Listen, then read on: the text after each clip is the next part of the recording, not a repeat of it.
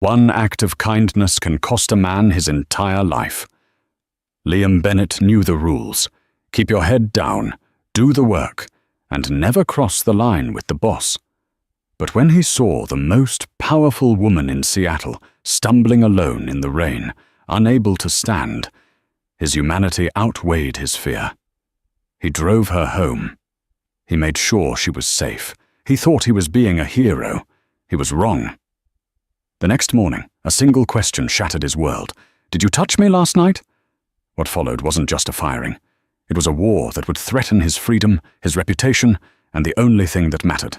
His daughter. The rain in Seattle didn't wash things clean. It just made the grime slicker. Liam Bennett adjusted the rearview mirror of his 2014 Honda Civic, checking the reflection of his 6-year-old daughter, Sophie, for the 10th time. She was fast asleep in her booster seat, clutching a worn-out plush rabbit named Barnaby. Her breathing was the only steady thing in Liam's life. He pulled up to the curb of Mrs. Gable's house, his elderly neighbor who watched Sophie when Liam had to work late. And lately, he was always working late. "I'm sorry, Mrs. Gable," Liam whispered, transferring the sleeping child into the older woman's arms at the front door. "The merger files had to be organized for the gala tonight. I promise I'll be back by midnight." "Go, Liam," Mrs. Gable said softly, her eyes sympathetic. She knew the stakes. Just get that promotion. For her. Liam nodded, the weight of the world sitting heavy on his shoulders. He wasn't just fighting for a pay raise at Pryor and Vane, the city's top architectural firm. He was fighting for custody. His ex-wife, Jessica, had married a hedge fund manager 6 months ago, and now she had lawyers who cost more than Liam made in a year. They were building a case that Liam was financially unstable. He needed the senior project manager title to prove them wrong. He drove back to the city center, the skyline glowing through the mist like a jagged electrocardiogram. Pryor and Vane was hosting its annual gala at the Obsidian Hotel. Liam wasn't a guest. He was support staff. He stood in the shadows of the ballroom, wearing a suit he'd bought at a thrift store and had tailored to fit his broad shoulders. He held a tablet, coordinating the lighting cues and ensuring the champagne flutes never ran dry. In the center of the room, under the crystal chandelier, stood Madeline Pryor. She was the ice queen of the Pacific Northwest. At 32, she had inherited her father's empire and doubled its value. She was striking, sharp cheekbones, raven black hair cut in a severe bob, and eyes the color of steel. She wore a backless emerald gown that cost more than Liam's car. She looked invincible. But Liam, observing from the corner, noticed something off. Madeline wasn't just drinking. She was unraveling. Usually she nursed a single glass of sparkling water all night. Tonight, she was on her 4th scotch. She was swaying slightly as she spoke to Silas Vane, her business partner. Silas was the opposite of Liam, handsome in a predatory way, with a smile that never reached his eyes. He had his hand on Madeline's lower back, his fingers digging in slightly. Madeline flinched, pulling away, her face flushed not just with alcohol, but with something akin to panic. "Leave it, Silas," Liam heard her slur as he passed by with a tray of hors d'oeuvres. "You're tired, Mads," Silas said, his voice smooth like oil. "Go upstairs to the suite I booked. Sleep it off. Sign the papers in the morning." "No suite," she mumbled, stumbling. She grabbed the edge of a high-top table to steady herself. A glass shattered. The room went quiet. Silas reached for her arm. "You're making a scene." "Don't touch me," Madeline snapped, though the words came out thick and heavy. She pulled away so hard she nearly fell backward. Liam didn't think. He just moved. He stepped out of the shadows, dropping his tablet on a chair, and caught her by the elbow before she hit the floor. Her skin was burning hot. "Miss Pryor," Liam said, his voice low and steady. "I've got you." Silas Vane stepped in, his eyes narrowing. "Who the hell are you?" "Liam Bennett, Project Management. I've got her, Mr. Vane." "I'll take her to the hotel room," Silas insisted, reaching out again. Madeline recoiled, burying her face in Liam's cheap suit jacket. "No, no hotel. Home. Take me home." Liam looked at Silas. The tension was thick enough to choke on. Liam knew the rumors. Silas had been trying to push Madeline out of the CEO chair for years. Leaving her vulnerable in a hotel room with him didn't sit right with Liam's conscience. "You heard her, sir," Liam said. His protective instincts, the same ones he used for Sophie, kicking in. "She wants to go home. I'm the designated driver for the staff tonight. I'll take her." Silas glared, his jaw tightening.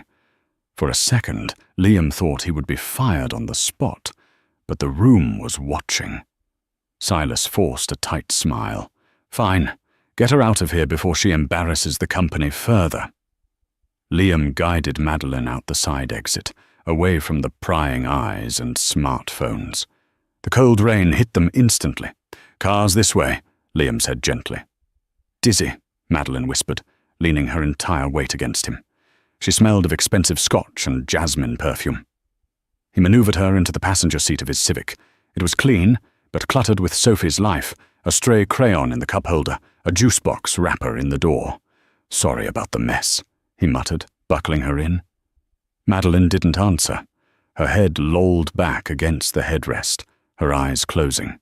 The drive to her estate in the Highlands was silent, save for the rhythmic thumping of the wipers. Liam drove 10 miles under the limit. He was terrified. If she threw up in his car, it was a disaster. If anything happened to her, it was a catastrophe. When they arrived at the massive, modern concrete gate, Liam had to reach over her to find the keycard in her purse. He tried to be clinical, avoiding contact, but her purse was clutched in her lap. "Miss Pryor," he said softly, "I need the key." She groaned, her eyes fluttering open. They were glassy, unfocused. She looked at him, and for a second, the Ice Queen mask was gone. She looked like a scared little girl. "Did he make me sign it?" she whispered. "Who?" "No one signed anything," Liam assured her. "We're at your house." He got the gate open and pulled up to the front door. Getting her out was harder than getting her in. She was dead weight.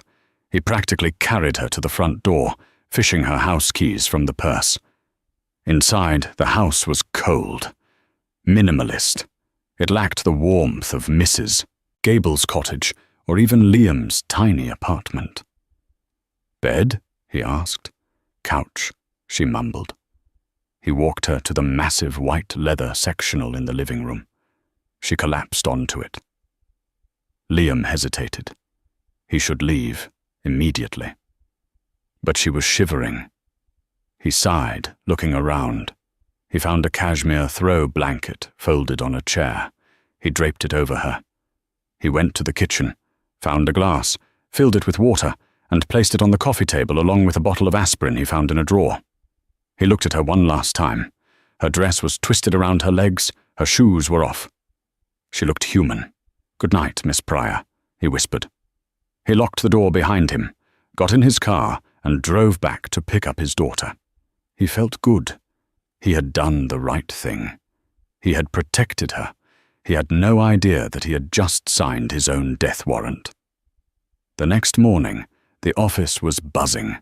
The gossip mill at Pryor and Vane moved faster than fiber optics. Liam ignored the whispers as he walked to his cubicle. He was exhausted. He'd gotten Sophie to school, dealt with a passive-aggressive text from Jessica about stability, and was running on 2 hours of sleep. He sat at his desk, opening the CAD files for the waterfront project. Ping. An email notification popped up. Subject, urgent, HR. His stomach dropped. "Please report to Nancy Miller's office immediately." Liam swallowed hard. "It's about last night," he told himself. "They're probably going to thank me. Or maybe reprimand me for overstepping with Silas." He walked to the top floor, the executive suite. The glass walls felt like a prison today. When he entered Nancy's office, the air was frigid. Nancy, the HR director, wasn't smiling. And sitting in the corner chair, staring out the window, was Madeline. She looked impeccable. The hair was perfect. The suit was sharp white. But she was pale. Deadly pale, and she was gripping the armrest of the chair so hard her knuckles were white. "Sit down, Mr. Bennet," Nancy said. Her voice was devoid of warmth. Liam sat. "Is this about the gala? Because Mr. Vane said—" "Mr. Bennet," Nancy cut him off. "Miss Pryor has brought a very serious concern to our attention regarding the events of last night." Liam looked at Madeline. She turned her head slowly to face him. Her eyes were different today. Not steel, ice. Cold, brittle ice. "Miss Pryor?" Liam asked, confused. Madeline didn't blink. She spoke 3 words, her voice quiet but echoing like a gunshot in the small room. "Did you touch me?" Liam froze. The blood drained from his face. "What?" "Last night," Madeline said, her voice trembling slightly with suppressed rage. "I woke up this morning. My dress was unzipped. I have bruises on my arm, and I don't remember anything after the ballroom." She leaned forward, the predator looking at the prey. "I asked you a question. Did you touch me?" "No!" Liam shot up from his chair. "God, no, Miss Pryor. You were intoxicated. I drove you home. I walked you to the couch. I put a blanket over you. I left water. That's it. I swear on my daughter's life." "Sit down!" Nancy barked. Liam sat, his hands shaking. "The bruises, Mr. Vane. Silas grabbed you at the party. Everyone saw it. You were pulling away from him." Madeline's eyes flickered. "Silas says he didn't see you leave. He says you disappeared with me out the side door. He says he tried to stop you because you looked aggressive." "That's a lie," Liam said, desperation clawing at his throat. "He's lying. I took your keys from your purse because you couldn't stand. I had to help you walk." "So you admit to handling me," Nancy noted, scribbling on a pad. "I helped her walk," Liam shouted. "She was going to fall." "And the zipper?" Madeline asked, her voice cracking. "How do you explain my dress being undone?" Liam stared at her, horrified. I don't know. Maybe it happened when you sat down. Maybe you did it yourself and forgot. Miss Pryor, look at me. I'm a father. I need this job. I would never, ever hurt a woman." Madeline looked at him. For a second, Liam saw doubt in her eyes. She remembered the water. She remembered the blanket. Someone who assaults you usually doesn't leave aspirin. But then the door opened. Silas Vane walked in. He didn't look at Liam. He walked straight to Madeline and put a hand on her shoulder, the same possessive grip from the night before. "The police are in the lobby, Mads," Silas said softly. "You don't have to do this alone." "Police." The word hung in the air. "Wait," Liam said, standing up. "Police? You're calling the cops?" "Standard procedure for sexual assault allegations," Silas said, finally looking at Liam with a sneer of triumph. "Allegation?" Liam felt the room spinning. "I didn't do anything." Nancy stood up. "Mr. Bennet, effective immediately. You are suspended without pay pending an internal and criminal investigation. Security will escort you out. Do not speak to any employees. Do not contact Miss Pryor." "Madeline, please," Liam pleaded, looking past Silas. "Think. You know I didn't do this. Silas is trying to—" "Get him out," Silas ordered. 2 security guards stepped in. Liam was grabbed by the arms. As they dragged him out, he looked back. Madeline wasn't looking at him anymore. She was looking at her hands, trembling in her lap. Liam was marched through the office, past the open concept desks where his colleagues sat, past the people he had coffee with. They all stared. The shame was a physical weight, burning his skin. He was thrown out onto the sidewalk, the heavy glass doors locking behind him. It was raining again. He stood there, soaking wet, clutching his box of personal effects. His phone rang. He looked at the screen. It was his lawyer, Mr. Henderson. Liam answered, his voice hollow. "Hello?" "Liam," Henderson said, his tone grave. "I just got a call from Jessica's attorney. They're filing an emergency ex parte motion. They're asking for immediate full custody of Sophie." Liam dropped the box. A framed photo of Sophie shattered on the concrete. "On what grounds?" Liam whispered, though he already knew. Jessica heard.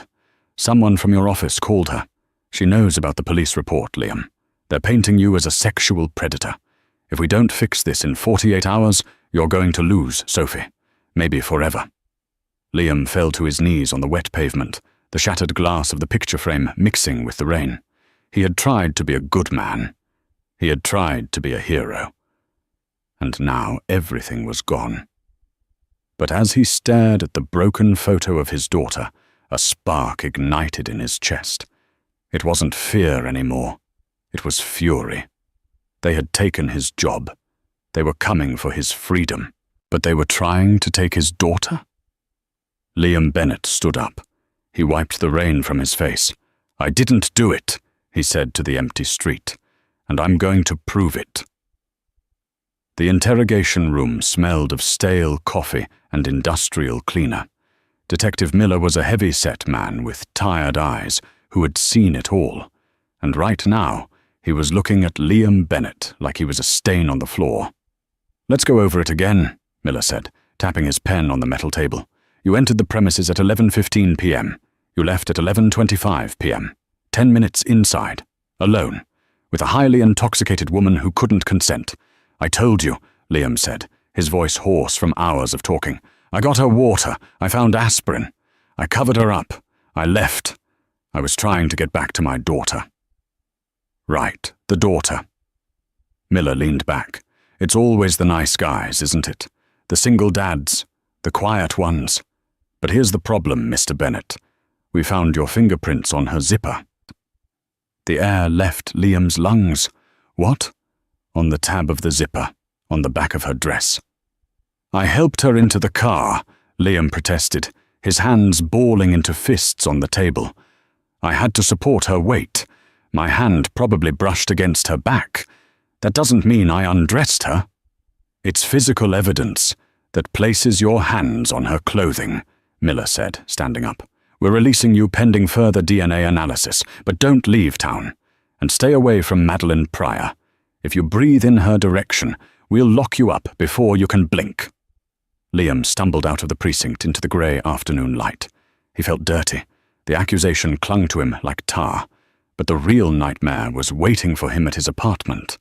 A silver Mercedes was parked in front of his building. Jessica stood on the sidewalk, arms crossed. She looked expensive. Her new life suited her. Blow-dried blonde hair, designer trench coat. Beside her was her lawyer, a shark in a pinstripe suit named Arthur Pendleton. And in the back seat of the Mercedes, Liam saw a small face pressed against the glass. Sophie. "Jess?" Liam ran forward. "What are you doing? It's not your weekend." Jessica held up a hand. "Don't come any closer, Liam." Pendleton stepped forward, handing Liam a thick envelope. "Emergency custody order, Mr. Bennett, signed by Judge Holloway an hour ago. Given the severity of the criminal investigation and the potential danger to the child, full custody has been awarded to Mrs. Archer, temporarily." "Danger to the child," Liam's voice broke. "I have never hurt Sophie. I'm her father. I'm the one who raises her." "You're a sexual predator under investigation," Jessica spat, her face twisting in disgust. "My God, Liam. I knew you were a loser, but I didn't think you were a monster. Did you really think you could assault your boss and get away with it?" "I didn't do it!" Liam screamed, the sound ripping through the quiet street. "It's a lie! Silas Vane is setting me up." "Save it for the jury," Jessica said. She turned to the car. Liam lunged forward, panic overriding his senses. "Let me say goodbye. Let me tell her I love her."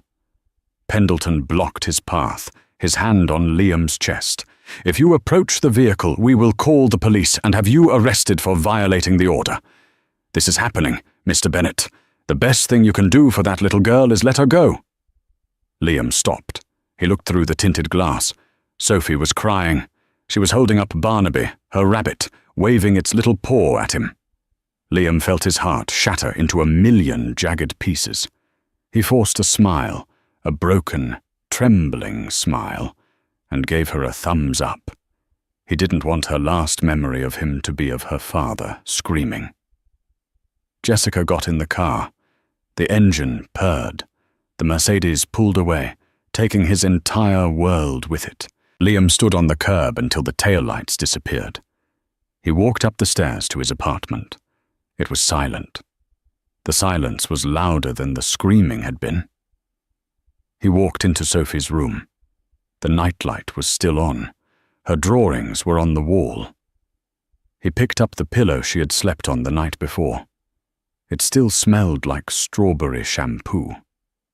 He collapsed onto a small bed, curling into a ball, and for the first time in 20 years, Liam Bennett wept. He cried until his throat bled. He cried until there was nothing left. Then the sun went down. The room went dark, and in the darkness, the grief began to harden. It cooled, condensing into something heavy and sharp. "Did you touch me?" Madeline's voice echoed in his head. She wasn't evil. He had seen her eyes. She was confused. She was scared. She was being manipulated. Liam sat up. He wiped his face. He walked to his small desk in the living room and booted up his laptop. He was fired. He was broke. He was alone. But he was also the best project manager the Prior and Vane had ever hired. He knew every blueprint, every server, every security protocol of the buildings they designed, including Madeline Prior's estate. He opened a folder on his hard drive labeled Archive_Highlands_Residence. "You want a war, Silas?" Liam whispered to the glowing screen. "I'll give you a war." Madeline Prior sat in her office, her home office this time. She hadn't gone into the city. She couldn't face the whispers. She stared at the merger contract on her desk, the Vane and Associates acquisition. Silas had been pushing for this for 2 years. If she signed it, their companies would become one entity. Silas would have equal control. "You should sign it, Mads," Silas said from the doorway. He made himself at home, pouring himself a drink from her crystal decanter. The board is spooked by the scandal. They need to see stability. This merger proves we're a united front. Madeline rubbed her temples. The headache hadn't left since the gala. I don't understand, Silas. Liam Bennett. I looked at his file. 6 years with the company. Perfect record. Single father. Why would he throw it all away? Silas walked over, standing behind her chair. He placed his hands on her shoulders. Madeline stiffened. Men like that. They have dark sides, Silas murmured. He probably thought you were too drunk to remember. He saw an opportunity. It's disgusting.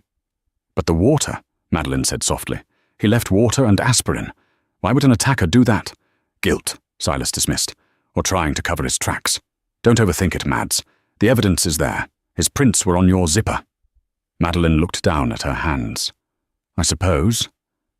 I'm just glad I got there when I did, Silas said, squeezing her shoulders. If I hadn't come over this morning to check on you. Madeline paused. Something clicked in her brain. A dissonance. Silas, she said slowly, you came over at 8 a.m. Right, to bring you coffee. But the police report says the anonymous tip came in at 7:30 a.m. Madeline turned her chair around to face him. Who called the police, Silas? If I was asleep, and you weren't here yet, who called them? Silas didn't flinch. His expression remained smooth, practicing his concern like a rehearsed play. I assume the maid? Or maybe a neighbor saw him leaving late? I don't have a maid on Sundays, and the nearest neighbor is a mile away. Madeline's eyes narrowed. The fog of trauma was lifting, replaced by the sharp intellect that made her a CEO. Silas's smile faded. Just a fraction. Does it matter? The man is a predator. We need to focus on the company. Sign the papers, Madeline. Let's put this behind us. He pushed the pen toward her. It felt less like a suggestion and more like a command. Meanwhile, across the city, Liam was looking at a blueprint. He remembered the Highland Estate project. It was a smart home marvel. Everything was automated.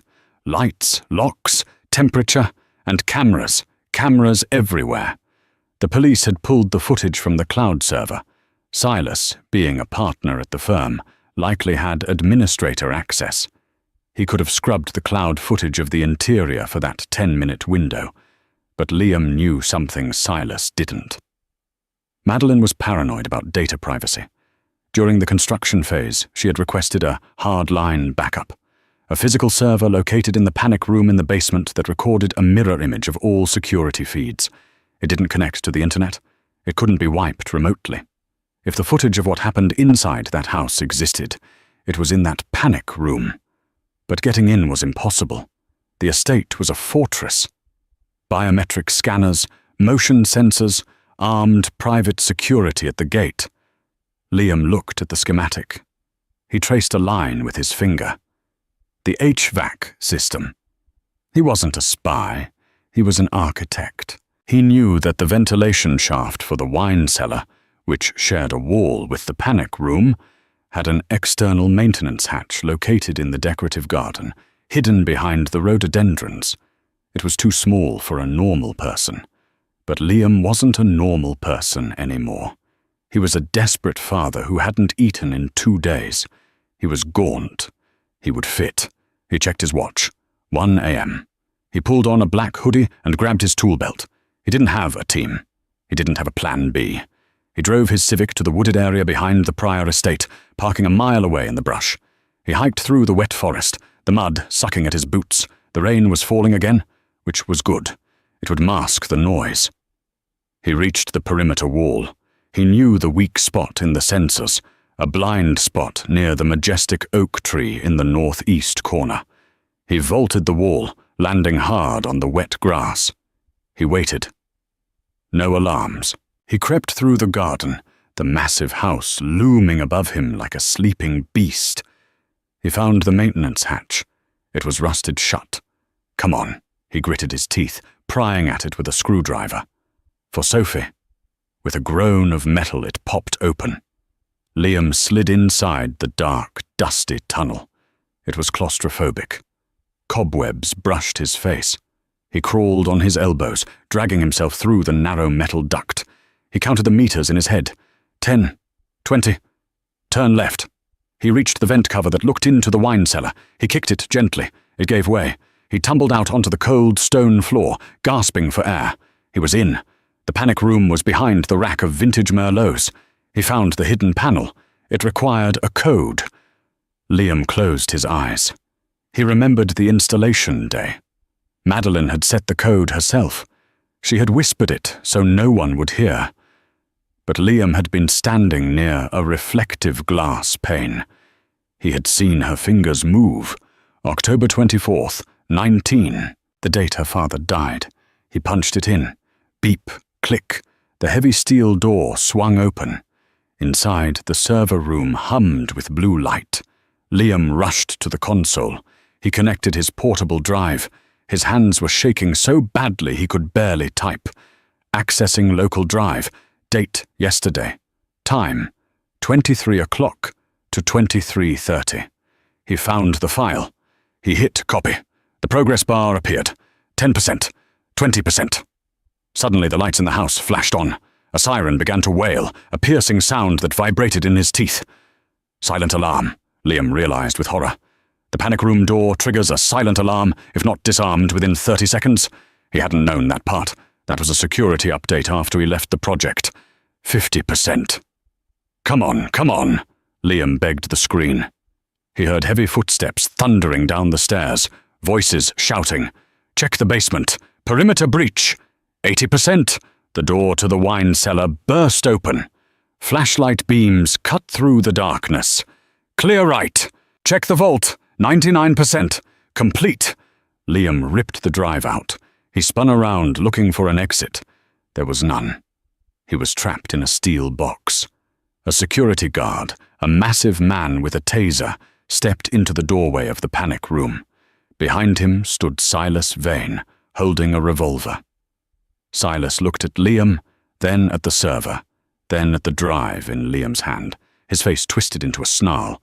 Well, Silas said, raising the gun. The rat crawled into the trap. I have it, Silas, Liam shouted, holding up the drive. I have the footage. I know you weren't even here when she got home. I know you came back later. Silas laughed. It was a cold, dry sound. You're trespassing, Liam. You broke into the victim's home to destroy evidence. You attacked me. I feared for my life." He cocked the hammer of the gun. "It's a clean shoot. Self-defense." "No!" Liam backed up against the servers. Silas squeezed the trigger. Bang! The shot deafened Liam. He flinched, waiting for the pain, waiting for the end. But the bullet didn't hit him. It shattered the glass of a server rack 2 inches from his head. "Drop the gun, Silas." A voice from the stairs, sharp, imperious. Liam and Silas both froze. They turned. Madeline Pryor stood at the entrance of the wine cellar. She was wearing a silk robe, her feet bare on the cold stone. In her hands, she held a double-barreled shotgun, an antique from her father's collection, but deadly real. And the barrels were pointed directly at Silas's chest. "Madeline," Silas said, his voice trembling slightly. "He's dangerous. He broke in. He was stealing." "He was stealing the truth," Madeline said, her eyes blazing. She stepped closer, the shotgun steady as a rock. "I checked the logs, Silas. While you were pouring yourself a drink upstairs, I checked the smart hub logs on my phone. Someone used your admin code to delete the cloud footage at 4 a.m. You didn't come over at 8 o'clock. You were here all night." She looked at Liam. "Did you get it?" Liam nodded, clutching the drive. "I got it." "Good," Madeline said. She looked back at Silas. "Get out of my house, before I forget that I'm a civilized woman." Silas lowered his gun, his face turning a shade of purple. "You're making a mistake, Mads. This nobody. He's nothing. I built this company with you." "You tried to steal it from me," she spat, "and you tried to destroy an innocent man to do it. Get out." Silas sneered. He holstered his gun. "This isn't over. You think a little video proves anything? I have the board, I have the lawyers. You're both finished." He stormed out, the security guards looking confused but following him. The room fell silent. The siren had cut off. Liam slid down the wall, his legs giving out. He sat on the floor, clutching the hard drive to his chest, shaking uncontrollably. Madeline lowered the shotgun. She walked over to him. She didn't look like a CEO. She looked like a woman who had just woken up from a nightmare. She knelt in front of him. She reached out, hesitating, then placed a hand on his knee. "Show me," she whispered. "Show me what happened." Liam plugged the drive into the console again. He pulled up the video file. On the screen, the grainy black and white footage of the living room appeared. It showed Liam carrying her in. It showed him placing her on the couch. It showed him getting the water. It showed him covering her with the blanket. He tucked the blanket under her chin. He stood there for a moment, looking at her with nothing but concern. He didn't touch her zipper. He didn't touch her inappropriately. He turned and left. The timestamp was 11:25 p.m. The room was empty on the screen for 4 hours. Then, at 3:30 a.m., the back door opened. A figure walked in. It was Silas. He walked to the couch. He stood over the sleeping Madeline. He reached down. He unzipped her dress. He roughly grabbed her arm, squeezing it to leave a mark. Then he took a picture with his phone. He looked at the camera, smiled a cruel, knowing smile, and walked to the kitchen to make a call. Madeline watched the screen, tears streaming down her face. She covered her mouth with her hand to stifle a sob. "Oh my God," she choked out. He touched me. To frame you." Liam looked at her. "I didn't hurt you, Madeline. I swear." Madeline looked at Liam. The barrier between them, class, money, status, evaporated. "I'm so sorry," she wept. "I'm so sorry." Liam closed his eyes. He had the proof. He could get Sophie back. But as he looked at the broken woman in front of him, he realized the story wasn't over. Silas was still out there. And a man like that didn't give up just because he got caught. He would burn the whole company down to save himself. "We have to move," Liam said, standing up and offering her his hand. "He's going to call the police and say I held you hostage. We need to get this footage to the authorities before he spins the narrative." Madeline took his hand. Her grip was strong. "No," she said, wiping her tears. Her eyes were steel again. We're not just going to the police. We're going to the shareholders' meeting. It starts in 6 hours. She looked at Liam. Drive the car, Liam. We have a company to take back. The sun was just beginning to bleed over the horizon, painting the Seattle skyline in bruised shades of purple and orange. Inside Liam's Honda Civic, the atmosphere was electric with adrenaline and exhaustion. Madeline Pryor sat in the passenger seat, tapping furiously on her phone. She had used a wet wipe from Liam's glove box to clean the mud from her face, and she had tied her hair back with a rubber band found on the gear stick. She was wearing a spare flannel shirt Liam had in his trunk over her silk robe. She didn't look like the CEO of a billion-dollar empire. She looked like a warrior. "The board meeting is at the Obsidian Hotel," Madeline said, her voice raspy. "Silas moved it up. He's citing emergency leadership restructuring. He's going to ask for a vote of no confidence against me at 8 a.m. sharp." Liam gripped the steering wheel, his knuckles white. "We'll be there." "But Madeline, what happens when we walk in?" "Security works for Pryor and Vane. They work for Silas right now. They won't let me within 100 feet of that room." Madeline looked at him. The vulnerability from the wine cellar was gone, replaced by a razor-sharp determination. "They won't stop you, Liam, because you're not going in as an employee. You're going in as my proxy." She typed a quick email and hit send. "I just forwarded a document to my personal attorney. I'm appointing you as my temporary chief of staff. Technically, you outrank everyone in that building except me and Silas." Liam looked at her, stunned. "You trust me that much? Yesterday you thought I was a monster." "Yesterday, I was blind," she said softly, looking out the window. "I let a snake sleep in my garden because I was too busy building walls to keep people like you out. I won't make that mistake again." They pulled up to the Obsidian Hotel. The valet looked confused as the battered 2014 Civic squealed to a halt behind a line of limousines. Liam and Madeline stepped out. Madeline walked with her head high, the flannel shirt billowing like a cape. Liam grabbed the laptop bag containing the hard drive. They marched through the revolving doors. The lobby was quiet, but as they approached the elevators, 2 large security guards stepped in their path. "Miss Pryor," one guard said, looking uncomfortable, "Mr. Vane gave strict orders. You're not to be admitted until the medical evaluation team arrives. He claims you're unwell." "Do I look unwell to you, heavy breathing?" Madeline snapped. "Move." "I can't do that, ma'am. And him." The guard pointed at Liam. "He's banned from the premises. Police orders." Liam stepped forward, his chest heaving. He wasn't the quiet project manager anymore. He was a father, fighting for his life. "I'm not banned. I'm with the CEO. And if you touch me, you're assaulting a corporate officer. Check your email." The guard blinked, confused. He tapped his earpiece. Madeline didn't wait. "If you don't step aside in 3 seconds, you're fired. 1, 2. The guards looked at each other. They knew who signed the checks. They stepped aside. The elevator ride to the penthouse floor felt like it took a lifetime. Liam watched the numbers climb. 10, 20, 30. "Are you ready?" Madeline asked, her hand hovering over the door button. "For this? Yes," Liam said. "But Silas, he's going to have a backup plan. Men like him always do." "Let him try," Madeline said. The doors opened. The boardroom was a cavern of glass and mahogany. 12 board members sat around the long table. Silas Vane stood at the head, looking mournful. A large projection screen behind him displayed a graph of falling stock prices. "It breaks my heart," Silas was saying, his voice thick with fake emotion.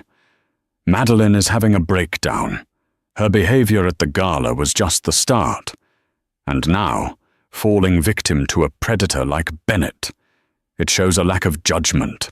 For the good of the company, I must reluctantly accept the role of interim CEO.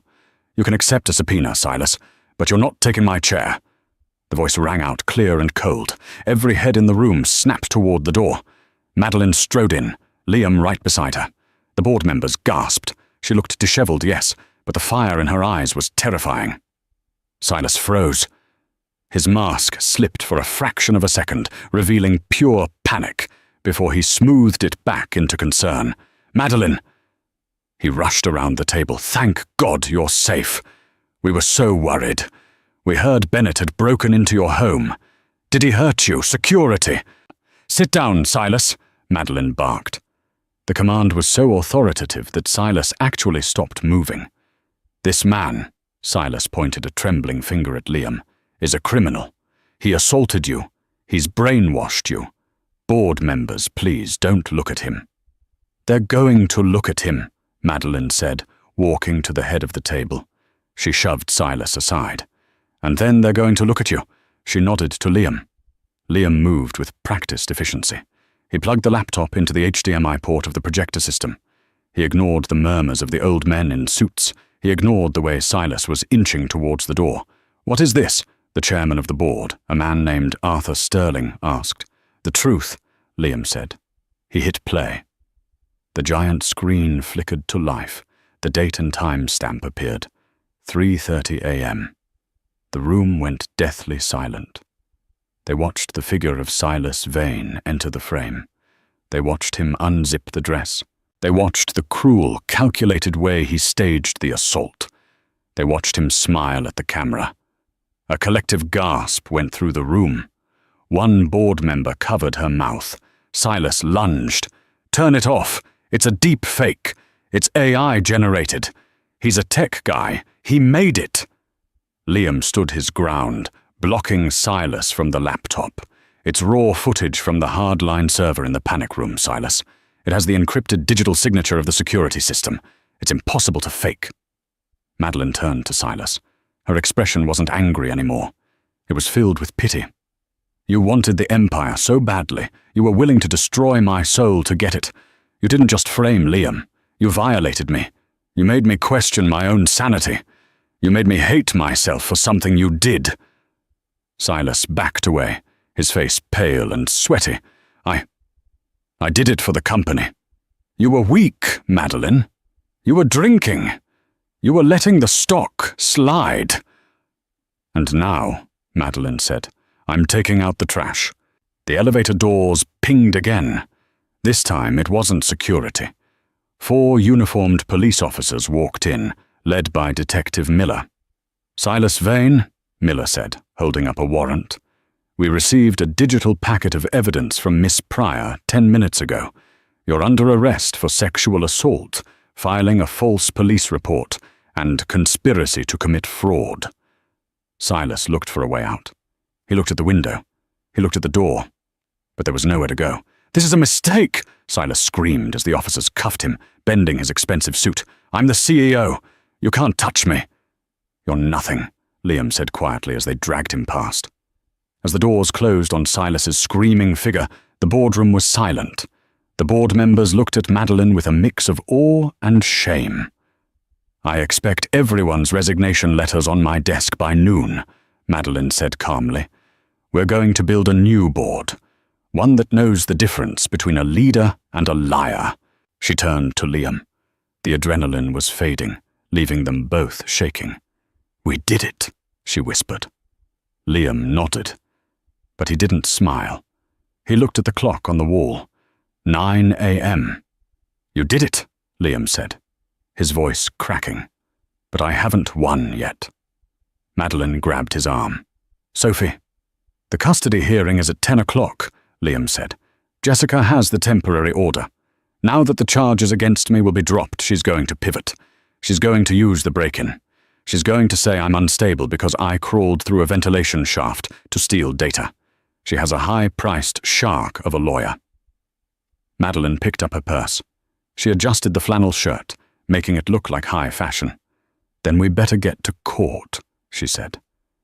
"Madeline, you don't have to—" "Liam," she cut him off, her eyes soft. "You saved my life last night. You saved my reputation today. Did you really think I was going to let you fight for your daughter alone?" The family court courtroom smelled of floor wax and desperation. Liam sat at the defendant's table, his hands trembling. Beside him, his court-appointed attorney, Miss Chen, looked grim. The criminal charges had been dropped thanks to the video, but the damage to his character was done. Across the aisle, Jessica sat next to her shark of a lawyer, Arthur Pendleton. She looked triumphant. Her husband, Richard, checked his watch, looking bored. "Your Honor," Pendleton began, pacing before Judge Holloway. "While the police may have cleared Mr. Bennett of assault, we cannot ignore his erratic behavior. Last night, he broke into a private estate. He crawled through ventilation shafts. He engaged in a standoff with armed guards. This is not the behavior of a stable father. It is the behavior of a dangerous, unhinged man. Mrs. Sterling offers Sophie a safe, predictable life." The judge peered over her glasses at Liam. "Mr. Bennett, did you break into the Pryor estate?" Liam stood up, his voice thick with emotion. "Yes, Your Honor. I did." "And why?" "Because they were using a lie to take my daughter," Liam said, tears stinging his eyes. "I had to find the truth. I would walk through hell to keep Sophie safe." "Vigilantism is not parenting, Mr. Bennett," the judge scolded. Jessica smirked. "It was over. I have a witness, Your Honor." The heavy oak doors swung open. Madeline Pryor strode in. She wasn't wearing the ruined dress from the gala. She wore a sharp navy suit that screamed authority. The room fell silent. "Miss Pryor?" The judge looked stunned. "You are the victim in the related case." "I am not a victim," Madeline declared, taking the stand. "I am a witness to this man's character." She turned to face the courtroom, locking eyes with Jessica. "2 nights ago, Liam Bennett saved me when I was vulnerable. He treated me with honor. And last night? Yes, he broke into my house. He faced a loaded gun. Not for money. Not for thrill. But because he knew that without that evidence, an innocent man would lose his child." Madeline's voice cracked with emotion. "We live in a world of absent fathers. Liam Bennett ran towards the danger. If that is instability, then we need more of it. He is the most devoted father I have ever known." The silence that followed was deafening. Jessica's smirk vanished. Richard shifted uncomfortably, realizing the tide had turned. Judge Holloway took off her glasses. She looked from the powerful CEO to the shaking father. She banged her gavel. "The temporary custody order is vacated immediately. Full custody is returned to Mr. Liam Bennett." She glared at Jessica. "And Mrs. Sterling, if you attempt to weaponize this court again, you will lose your visitation rights entirely." Liam collapsed into his chair, burying his face in his hands as relief washed over him. He walked out of the courtroom a free man. In the lobby, Sophie was waiting. She screamed, "Daddy!" and launched herself into his arms. Liam held her tight, the scent of her strawberry shampoo grounding him. Madeline stood nearby, watching them with a soft smile. Liam stood up, holding his daughter, and looked at the woman who had saved him. "Thank you," he whispered. "I think we're even," Madeline replied, her eyes promising that this was just the beginning. "Now how about that ice cream?" 3 months later, the rain in Seattle finally broke, revealing a spring sky of piercing blue. The headlines had been brutal, but justice was swift. Silas Vane wasn't just fired. He was facing 10 years in a federal penitentiary for corporate espionage and sexual assault. His name was scrubbed from the building, and his legacy was reduced to a cautionary tale whispered in boardrooms. As for Jessica, the stability she craved crumbled. Her husband, Richard, embarrassed by the public court loss and the exposure of his wife's cruelty, filed for divorce.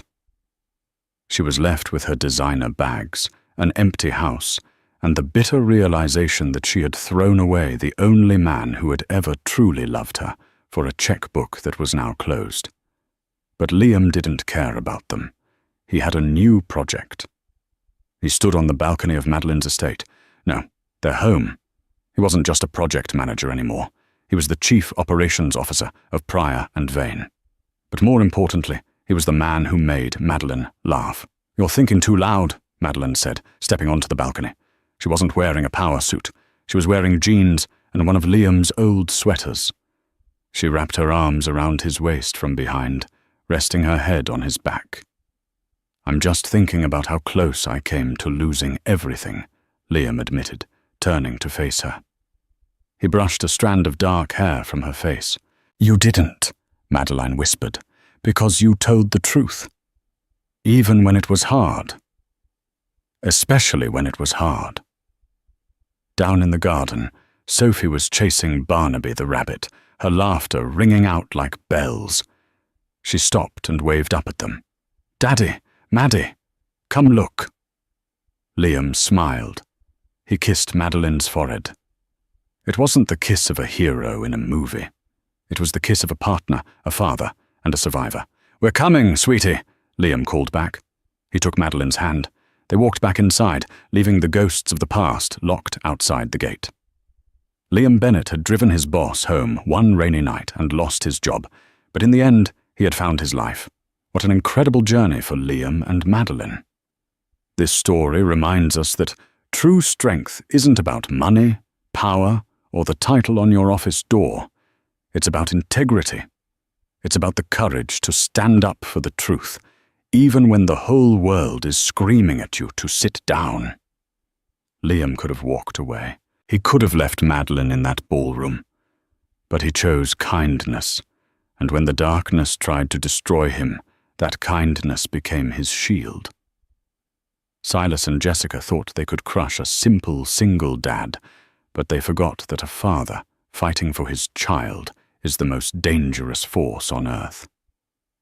In the end, karma didn't just knock on their door, it kicked it down. If this story touched your heart, please hit that like button. It really helps us share these stories with more people. And don't forget to subscribe and ring the notification bell so you'll never miss a new episode of hard karma and true romance. What would you have done in Liam's shoes? Would you have risked everything to help your boss? Let me know in the comments below. Thanks for watching, and I'll see you in the next story.